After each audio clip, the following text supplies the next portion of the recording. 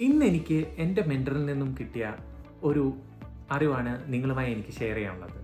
മറ്റൊന്നുമല്ല, ഒരു word GIGO, garbage in and garbage out. എന്തായിരിക്കും garbage in and garbage out? GIGO. Daily പല പല കാര്യങ്ങൾ നമ്മൾ കേട്ടുകൊണ്ടേയിരിക്കും.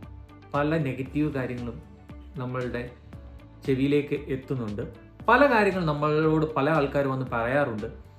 ഇതെല്ലാം നമ്മൾ കേട്ടിട്ട് അതിനെക്കുറിച്ച് നമ്മൾ ചിന്തിച്ച് ഓവർ തിങ്കിങ് ചെയ്ത് നമ്മളുടെ എനർജി അവിടെ വേസ്റ്റ് ചെയ്യുന്നു. നമ്മൾക്ക് നെക്സ്റ്റ് ഒരു ആക്ഷൻ എടുക്കാൻ സാധിക്കാതെ നമ്മൾ അവിടെ സ്റ്റക്കായിരിക്കുന്ന ഒരവസ്ഥയിലാണ്.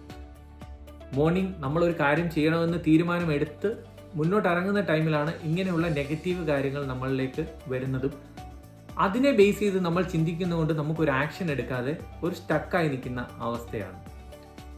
അതിന് നമ്മൾ ചെയ്യേണ്ടത് എന്താണ്? Garbage in, garbage out. ഇങ്ങനെയുള്ള നെഗറ്റീവ് കാര്യങ്ങൾ മാക്സിമം കേൾക്കാതിരിക്കാൻ ശ്രമിക്കുക. ഇൻ കേസ് നമ്മൾ കേൾക്കുകയാണെങ്കിൽ അതിനെ ജസ്റ്റ് കേട്ടിട്ട് ഒരു സൈഡിൽ കൂടെ പുറത്തേക്ക് തള്ളുക. ഗാർബേജ് ഇട്ട് കഴിഞ്ഞിട്ട് അപ്പം തന്നെ കളയുക.